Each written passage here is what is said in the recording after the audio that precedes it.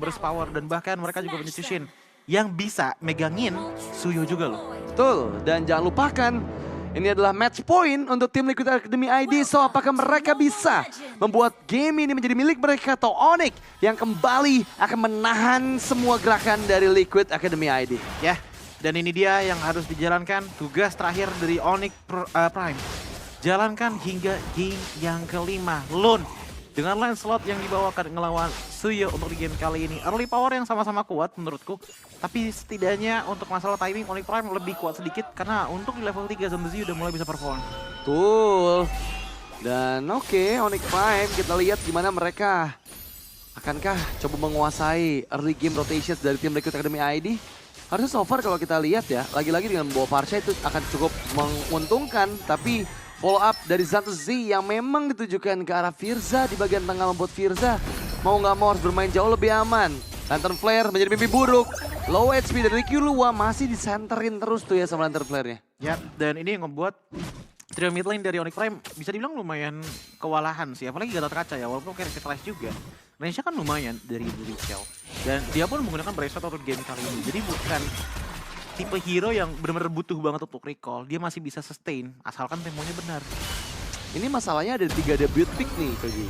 Itu yang bakal kita lihat dulu nih ya.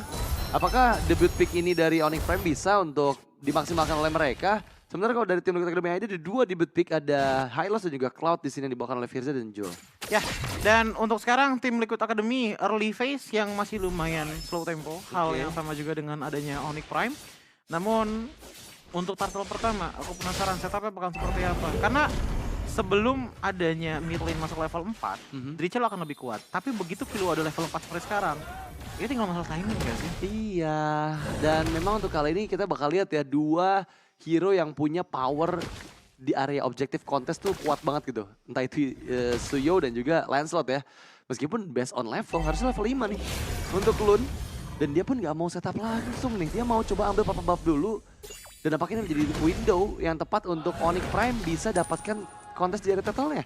Ya, kontes di arah turtle dengan Onyx Prime untuk sekarang permainannya benar-benar masih slow banget, masih kayak tinggi banget, tapi Vertex Strike Kembali dibuka dan final slash flicker. Super Giants menggagalkan tetesan kedua dan ketiga yang bisa dilakukan dari Parsha. Menangkap Samuel, tertangkap Lantern Flare dan berhasil didapatkan oleh Lun. First blood memang karena Super Giants, tapi pembelian waktu yang begitu lama membuat pertukaran Krasumel juga didapatkan oleh teman-teman tim Liquid Academy. Tapi ini kombonya kelihatan banget sih, kelihatan sangat menyenangkan bagi teman-teman dari Onyx Prime.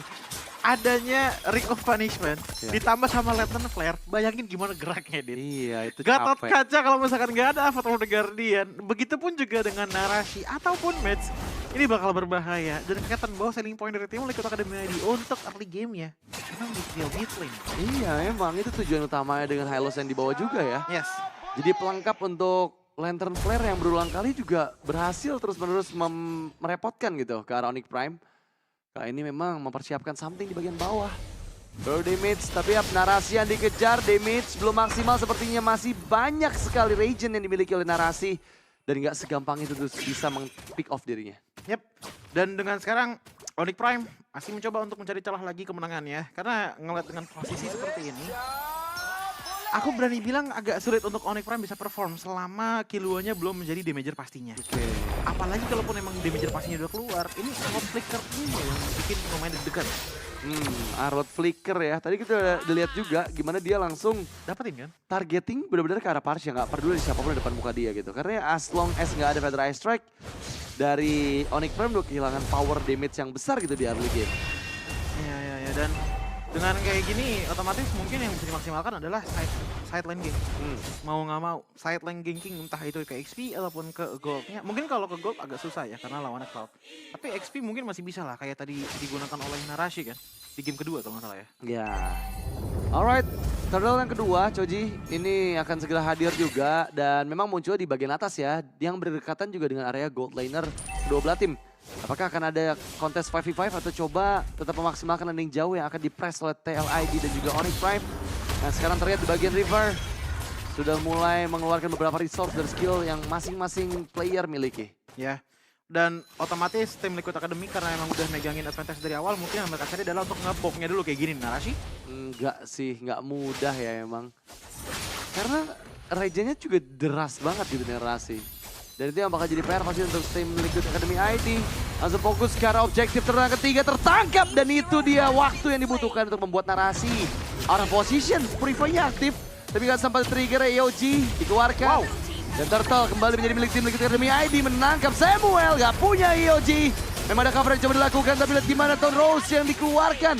Mendapatkan target kedua, Onyx Prime sekarang dalam tekanan kembali. Tapi itu hittingnya bagus loh, karena tadi ngeliat Firza ngebuka Glow's Pathway. Dia mengejar arah dari Mesha, Mesha langsung flicker. Makanya langsung ditutup kan dengan Afro Guardian. Tapi ternyata cuma baiting aja, biarkan untuk Firzanya maju sendiri ya. Iya. Yang penting banyak skill resource yang udah keluar. Begitu udah keluar semua, baru bener-bener di all in sama tim Liquid. Waduh Lun, terlalu dalam. Puncture-nya nggak ada, dia nggak bisa keluar dari zona yang berbahaya. Dan ini menjadi mistakes yang harusnya nggak terjadi loh dari tim Liquid Academy ID. Ya, dan ini menjadi sebuah apa ya, reset juga lah hitungannya bagi teman-teman dari tim Liquid Academy ID. Onyx Prime di lain sisi, aku penasaran sama match-nya sih. Ingat bahwa Kari adalah range terpendek kedua, maksudnya setelah Moskov. Jadi untuk perform melawan adanya Chushin, melawan adanya Haras, ini lumayan susah sih. Otomatis damage dealer utamanya mungkin akan sangat-sangat mengandalkan Killua dan juga Zantezi. Ya aku ngeliat konsepnya lebih ke match sebagai finisher aja. Finisher buat ya udah siapapun yang low dia bakalan ambil, makan. Tapi narasinya juga Samuel, masalahnya nggak pernah bisa tenang di bagian depan. Setuju sih, ini bakal cukup ditarik dulu lah ya, seenggaknya sampai nanti Lord pertama muncul, jangan sampai ada lagi minimal mistakes yang dilakukan. Karena memang kita lihat sendiri Onyx Prime mereka berhasil loh ketika ada mistakes yang terjadi dari tim Liquid Academy ID, mereka langsung menghukum balik gitu. Dan itu terbukti juga dari beberapa game yang tadi kita lihat. Dan maka dari itu dari tim Liquid Academy juga bermainnya nggak mau terlalu pasif juga nih.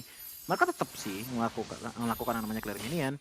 Mereka masih coba untuk rotasi dan seringnya ke arah golden juga nih. Dan melihat dari itemnya, perbedaan golden itu sebenarnya nggak jauh-jauh banget. Tapi yang lumayan jauh itu ada di bagian jungle dan juga mid lane-nya. Dari jungle, Hunter Sack udah jadi di tangan dari Suyo tuh bener-bener bahaya menurutku. Damage-nya bakal kencang banget. Tapi masalahnya adalah Glowing One udah jadi di tangan dari Chushin. Ditambah lagi dengan Eloquent Gem. Ngebuat waktu yang dia punya dengan Lantern Flame itu makin banyak lagi di saat tinggal juta besaran. Oke, kita lihat dulu Glorious Pathway yang menjadi jalan yang dibentangkan. EOG masih bisa berhasil dihindari. Turtle akan coba di kontes. Phantom Execution dan Retribution berhasil justru malah mendapatkan juga Zantezi. Mencoba escape, match dikejar. 3 member hilang, satu persatu di absen oleh tim Liquid Academy ID. Dan narasi last man standing yang masih tersisa di bagian belakang disenterin terus. Satu lantern flare lagi yang bisa dimaksimalkan untuk ngasih follow up Demon Gaze. Tapi nggak bisa ternyata. Ya setidaknya untuk HP ekonomi lah. Ini yang ngebuat Onyx Prime mau nggak mau harus mundur dulu gitu. Narasi juga udah nggak kuat. Killua juga tinggal sendirian kan. Gak ada yang bisa nge-backup lagi. Even narasi pun walaupun setebel itu ya. Tapi setebel-tebelnya dia bakalan cepat banget untuk terpick off. Dan kita bisa melihat bahwa ini Killua tuh benar-benar keganggu banget. Dengan banyaknya power intimidasi yang bisa dikeluarkan oleh tim Liquid Academy. Ada Glorious Pathway, ada Final Slash juga. Bahkan Lun aja bisa tiba-tiba masuk ke depan. Iya. Makanya dia selalu standby on flicker sih untuk Killua-nya. Oke, sudah recall ya. Dengan recall kebanggaan mereka pastinya dari tim Liquid. Kita bakal lihat pressure seperti apa yang mereka bisa berikan. Terutama dengan kondisi lead gold yang seperti sekarang 5.000 gold lead. Nertarik dilucuti, satu persatu mereka kuasai area creep jungle milik Onyx Prime. Dan gak ada lagi free untuk orange buff yang bisa mereka kantongi kali ini. Karena diambil satu lagi orange buff untuk Lun. Ya, dengan adanya perbedaan dari segi orange buff dan juga bagaimana mapping dilakukan oleh tim Liquid Academy. Dilihat dari kondisi seperti ini ya, gak ada kerugian sejauh ini bagi tim Liquid. Orang dari segi KDA aja, mereka baru tumbang 2 kali. Turret masih utuh semuanya. Betul. Ini lumayan pusing bagi Onyx Prime. Setidaknya satu hal positif yang bisa diamankan oleh Onyx Prime adalah defensive power mereka kuat. Mereka punya Harsha, mereka punya narasi, mereka punya Zantezi yang lumayan cepat lah dalam segi clear minion. Oke, tapi ini dorongan tanpa akhir yang diberikan oleh Tel AC ya akan cukup merepotkan untuk Onyx Prime. Karena sekarang memang Lordnya sudah mulai hadir, purple buff dituju narasi, beli waktu cukup lama. Tapi jangan lupakan, ini Lun nggak akan ngasih sama sekali semua buff atau bahkan creep jungle ke arah Onyx Prime. Ya, dan otomatis dari tim Liquid Academy ID pun dengan posisi adanya Lord, mereka lebih sendiri untuk team fight dulu. Karena mereka pede, team fight mereka oke gitu. Masalahnya sekarang udah nggak ada Father of Guardian yang sudah langsung dibuka. Dua member hilang dari Onyx Prime. Memang menjadi pertukaran tapi triple kill untuk The Rachel. Berhasil semuanya disenterin dengan lantern flare dan menjadi momentum untuk tim Liquid Academy ID. Selain Lord yang pertama juga mereka bisa menjebol Holy Defense harusnya di bagian tengah dari Onyx Prime. Ya, dan menjadikan Lord menjadi sebuah opsi aja gitu loh, bukan menjadi sebuah prioritas. Mengingat bahwa gold itu Final Slash! Oh my god! Cukup menyeramkan memang ya, ini lagi-lagi kombinasi Drichel sama Super Gents. Itu nyebelin banget sih Final Slash disanterin, kena efek stun, kena efek knock up, dan ini menjadi Lord pertama yang akan semakin menggulung lagi apapun efek snowball dari TLAC. kelihatan nanti ketika strategi yang dibawakan oleh tim Liquid Academy adalah tidak bisa diberikan gameplay kiting gitu loh. Iya. Mau kiting kayak gimana pun, kena slow-nya banyak banget. Dan Disabet. sekuat apapun regenerasi HP yang bisa diambil oleh Onyx Prime itu nggak bakalan cukup untuk ngelawan DPS kecil, tapi berat banget nih dari Drichel. Apalagi untuk itemnya dia juga udah punya Blood Wound juga kan, jadi udah aman banget lah dari segi HP-nya juga. Itu bedanya jauh loh antara Joel sama kan Matt berarti, loh. Iya. Dan kita lihat gimana kali ini dengan Lord yang pertama, apakah berhasil dimaksimalkan dengan base turret yang dijebol? Atau enggak, ternyata mereka masih aman mempertahankan high ground defense-nya dengan gak adanya Fighter Ice Strike, tapi masih ada Super Wave Minion nih Choji. Yap, Ini bakal cukup merepotkan untuk teman-teman dari Onyx Prime. Yap. Oh, Final Slash! Yang memang kembali dibuka karena narasi ya, dipaksa untuk mundur, melepaskan set base turret di bagian top lane. Dan TLAC mereka puas sepertinya dengan satu dorongan di atas tadi. Ya, disiplin dulu aja. Karena dengan 9.000 gold lane yang diamankan, ini ngebuat Onyx Prime jadinya agak susah juga untuk keluar gitu loh. Apalagi dengan mereka yang nggak punya damager pasti. Karena Suyo, again and again, walaupun dia adalah seorang fighter, tapi lihat deh damage dealt-nya. Iya. Ini baru 1 digit aja. Oh, mungkin ini kayaknya damage Samuel ya, 7.800 ya. Sementara kalau misalnya kita lihat ke Killua, 25.000 damage dealt yang telah diberikan. Tapi damage dealt-nya itu sama kayak Narashi. Again and again, insecurity yang dialami oleh Varsha dengan hadirnya Arlott, Lancelot, dan juga Cloud itu yang ngebuat dia akhirnya nggak bisa terlalu perform. Bukan dari itemnya kurang, itemnya udah ada. Chance yang dikit banget untuk bisa maju ke depan sana. Narashi di lain sisi menjadi salah satu tanker terbesar dengan 107.000 damage taken untuk di game kali ini. Tapi harus diingat juga, Firza untuk Hylos ya secara spesifikly, late game itu full HP banyak banget. Dia juga bawa Revitalize untuk di game kali ini. Iya. Jadi antara Gatot Kaca dan juga Uranus dilawan dengan adanya Hylos, at the end of the day, yang bakal jadi decider menurutku dicusin. Yeah. Bukan di antara 3 hero tanker ini, dicusin ya. Ini kita tahu sendiri. Cusin adalah mid laner yang bisa nge-disable banget tanker-tanker slow mobility loh. Betul. Dan jujur ini gap gold terbesar yang ada di match kali ini loh. Ya, 10.000. Nggak pernah ngeliat aku sampai angka 9.000 lebih menuju ke arah 10.000.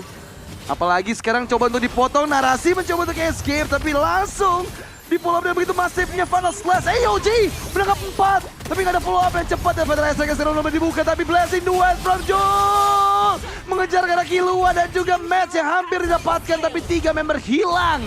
Satu pergerakan yang memang membuat Onyx Prime kali ini kehilangan momentum dan justru mereka bisa untuk segera dipaksakan ke arah base turret-nya. Ya, dan ini ngebuat adanya golden opportunity bagi tim Liquid Academy. Apakah akan di-end? Conceal play, mencoba untuk langsung one strike boost, tapi apa yang bisa dilakukan untuk Onyx Prime? Mega kill didapatkan oleh Joe, dan this is it!